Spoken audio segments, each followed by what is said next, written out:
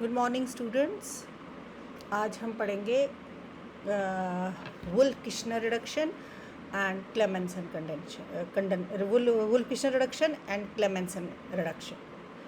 तो दोनों ही ये रिडक्शंस है ऑफ कार्बोनाइल कंपाउंड्स और carbonyl group of aldehydes and ketones. तो आपने पिछली बार मेरे से कहा था कि हम वुल्फ-किश्नर और क्लेमेंसन रिडक्शंस दोनों पढ़ना चाहते हैं। तो आज मैं आपको ये थोड़ा सा बता दूंगी कि वुल्फ-किश्नर क्या होता है और क्लेमेंसन रिडक्शन क्या होता है और दोनों में क्या अंतर है। अब मैं पहले आपको देखो वुल्फ-किश्नर के बारे में बता दूँ। Wolf-Kishner reduction of ketone utilizes hydrogen as the reducing agent in the presence of a strong base in a high boiling protein solvent, and the driving force for the reaction is the conversion of hydrazine to nitrogen gas.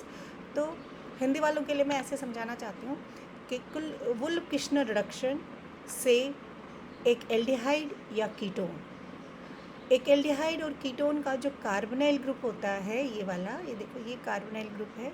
एक aldehyde या ketone का जो carbonyl group है ये reduce होता है to CH2। C double bond O यहाँ पे है और ये बन गया यहाँ पे CHH CH2। तो वुल्फ-किश्नर रिडक्शन और क्लेमेंसन दोनों ही वेरी इंपॉर्टेंट रिडक्शंस, क्योंकि ये C डबल बॉन्ड O को कन्वर्ट करते हैं CH2। अब दोनों ही कन्वर्ट करते हैं C डबल बॉन्ड O को CH2 में, तो इसलिए हम इन दोनों को अलग अलग पढ़ेंगे और फिर डिफरेंस देखेंगे। अब देखो, वुल्फ-किश्नर रिडक्शन रिड्यूस करता है कीटोन्स को और एल्डिहाइड्स दोनों को टू एल्केन्स। और ये क्या यूज़ करता है? वुल्फ-किश्नर रिडक्शन यूज़ करता है hydrogen as a reducing agent. As a reducing agent यहाँ पे ये हाइड्रोजीन यूज़ करता है और स्ट्रॉन्ग बेस KOH और एक protic solvent ethylene glycol use करता है। और फिर the driving force for the reaction is the conversion of hydro. जो सबसे मज़ेदार बात इसमें है वो है कि यहाँ पे हाइड्रोजीन कन्वर्ट होता है टू नाइट्रोजन गैस। अब देखो जनरल रिएक्शन क्या है। वुल्फ-किश्नर रिडक्शन में आप एक एल्डिहाइड लेते हो या कीटोन लेते हो। ये देखो C double bond O। Mostly ये reaction aromatic aldehyde aromatic ketones में ही होती है। तो आप देखिए यहाँ पे ये एल्डिहाइड भी है या कीटोन भी है, दोनों में से कुछ भी है। सो वुल्फ-किश्नर रिडक्शन क्या करता है? NH2NH2 हाइड्रोजीन लेता है, KOH लेता है, हीट करता है और एक प्रोटिक सॉल्वेंट, जैसे ये है इथिलीन ग्लाइकॉल। तो देखो इसने क्या बनाया, इसने बनाया C डबल बॉन्ड O को CH2। ठीक है, तो वुल्फ-किश्नर ने C डबल बॉन्ड O को CH2 बनाया और नाइट्रोजन गैस। ये देखिए, तो इसमें जो ड्राइविंग चीज़ है वो ये है कि इसने हाइड्रोजीन, जो ये हाइड्रोजीन है, इसको कन्वर्ट कर दिया नाइट्रोजन। फिर देखिए यहाँ पे क्या लिख रहा है, एंड पे देखिए आप क्या लिख रहा है। This is not exactly gentle process. है बहुत ही ईजी प्रोसेस नहीं है, इसमें ऑलमोस्ट हीटिंग 200 डिग्री सेंटीग्रेड की लगती है, तब जाकर ये रिएक्शन होती है। इसीलिए ये वेरी इंपॉर्टेंट कि जो ये रिएक्शन होती है ऐसे नहीं कि आप उठा के कर दोगे, नहीं, it needs a heating of almost 200 degree centigrade, तब जाकर ये रिएक्शन होती है। अब देखो आगे, अब क्या होता है? The first step is the formation of hydrazone. पहले स्टेप में हाइड्रोजोन बनता है। उसमें क्या होता है? उसमें जो ये हाइड्रोजीन होता है, it adds to the carbonyl group. Carbonyl group को ये ऐड होता है और कई स्टेप्स में पानी निकलता है, जैसे आपने यहाँ दिखा दिया। First step is the formation of hydrazone intermediate. अब देखिए आपके पास ये एल्डिहाइड है या कीटोन है, ये इसका कार्बोनाइल ग्रुप है, ये हाइड्रोजीन है। तो ये हाइड्रोजीन का एक H2 मॉलिक्यूल और इसका ऑक्सीजन मॉलिक्यूल वाटर निकालता है, और ये जो N और ये C डबल बॉन्ड O हटा के, दो हाइड्रोजन मॉलिक्यूल हटा के ये बनता है, and this is called hydrazone. ये जो कार्बोनाइल ग्रुप NH हाइड्रोजीन के साथ कंडेंस होके हाइड्रोजोन देखो, ये हाइड्रोजीन है, ये बन गया हाइड्रोजोन, जहाँ पे आपके ये दो हाइड्रोजन इसके साथ कंडेंस हो गए कार्बोनाइल ग्रुप के साथ, और उसके बाद ये बन गया आपका हाइड्रोजोन। ठीक है, और जैसे ही हाइड्रोजोन बनता है, ये लिखा है, once the hydrazone is formed the Wolff Kishner reaction starts. तो जैसे ये बन गया, मान लो रिएक्शन शुरू हो गई।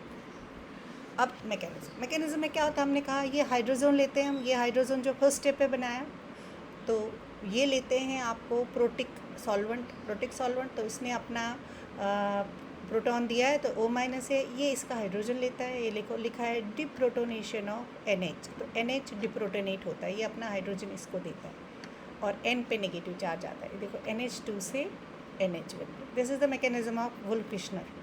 तो ये NH माइनस हो गया, ठीक है।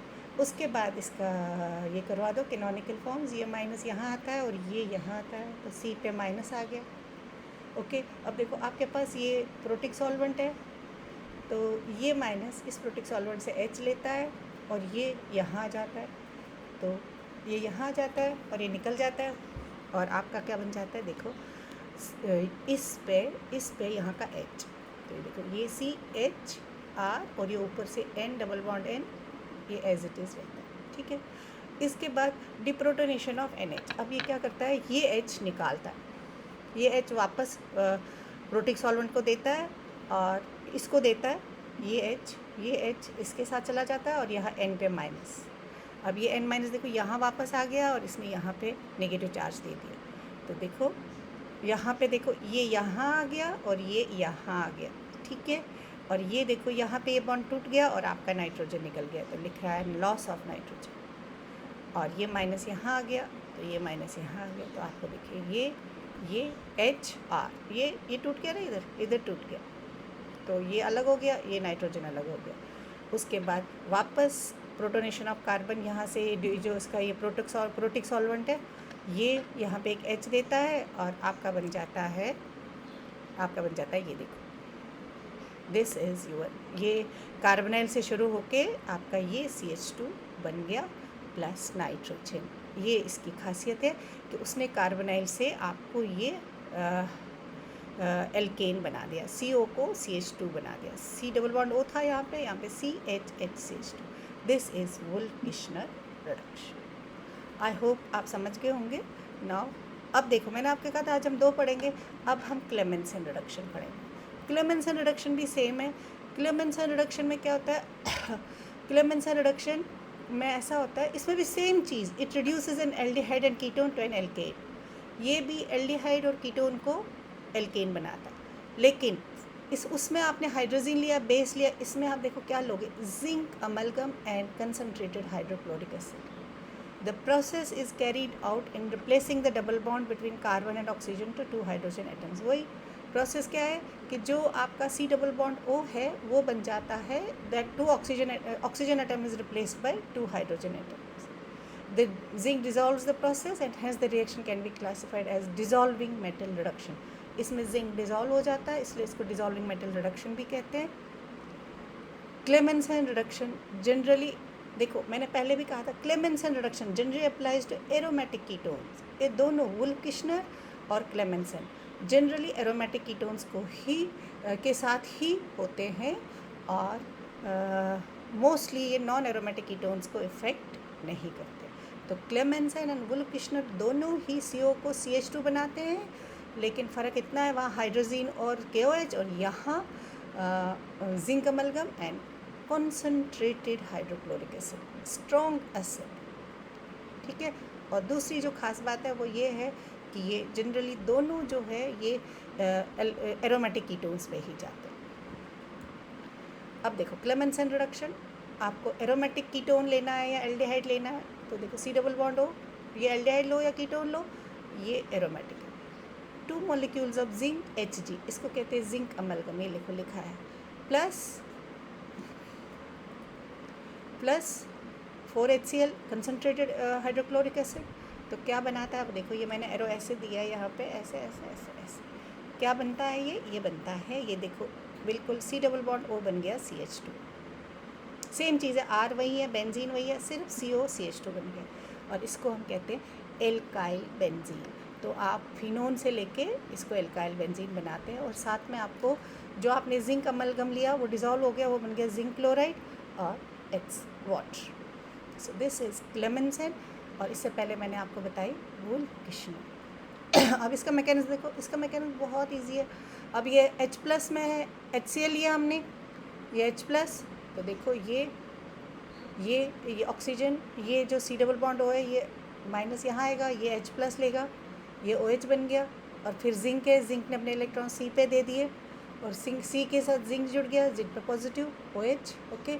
फिर ये OH दूसरे H प्लस पे अटैक करता है, तो ये OH प्लस, ठीक है, ये पॉजिटिव, ये OH पे H जुड़ गया प्लस, और इसने ये ऐसे निकाल दिया पानी, ठीक है, माइनस वाटर। अब माइनस वाटर निकल गया तो Cr, ये देखो ये R और ये pH, ये R और ये pH ऐसे बन गया।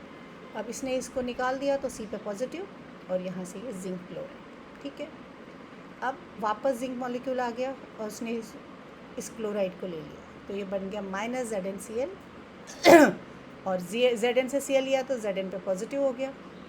अब इस जिंक नेगेटिव नहीं, ये जिंक नेगेटिव बन गया क्योंकि इसमें से क्लोराइड ले लिया इसने, ठीक है, इसने अपने इलेक्ट्रॉन जिसको दे दिए, देखो, तो जिंक नेगेटिव ने ये इलेक्ट्रॉन C पॉजिटिव को दिए, C पॉजिटिव C नेगेटिव हो गया और जिंक पॉजिटिव। इसके बाद H प्लस आ गया वापस, वही H प्लस, तो ये C पे अटैक किया, देखो CH4PH ठीक है। और इसके बाद ये जिंक पॉजिटिव है, इसने इसको दिया और जिंक क्लोराइड के साथ निकल गया माइनस ZnCl, तो ये C माइनस, वापस H प्लस ले लिया तो ये बन गया Lk। So this is the mechanism of Clemmensen reduction. और वोल्फ-किश्नर पहले बता दिए, बिल्कुल सिंपल है, कुछ प्रोटॉन स्टेप है, कुछ जिंक स्टेप है, और उसके साथ ही आपका क्लेमेंसन रिडक्शन संपन्न। अब देखो, अब मैंने आपसे बताया कि दोनों ही वोल्फ-किश्नर और क्लेमेंसन दोनों ही CO को CH2 बनाते हैं। फिर डिफरेंस क्या है? डिफरेंस ये, the difference between the two reaction is that Clemmensen जो होती है, Clemmensen reaction that takes place in acidic condition, जैसे मैंने आपको दिखाया कंसनट्रेटेड HCl की उपस्थिति में उसने करा। लेकिन Wolff Kishner takes place in basic conditions, वो बेसिक कंडीशंस में उसने करा। अब इट डिपेंड्स कि जहाँ बेसिक कंडीशंस आपकी फेवरेबल हो आप वोल्फ-किश्नर से करो, जहाँ आपकी एसिडिक कंडीशंस फेवरेबल है तो वहाँ आप क्लेमेंसन रिडक्शन करो। तो दोनों ही रिडक्शंस आप कर सकते हो, और दोनों में डिफरेंस ये है कि ये आप एसिडिक कंडीशन में करो क्लेमेंसन, और वोल्फ-किश्नर आप बेसिक कंडीशंस में करो। बेसिक कंडीशंस में वोल्फ-किश्नर से COCH2 बना दो, और एसिडिक कंडीशंस में क्लेमेंसन से COCH2 बना दो। तो आई होप आपको समझ आ गया। तो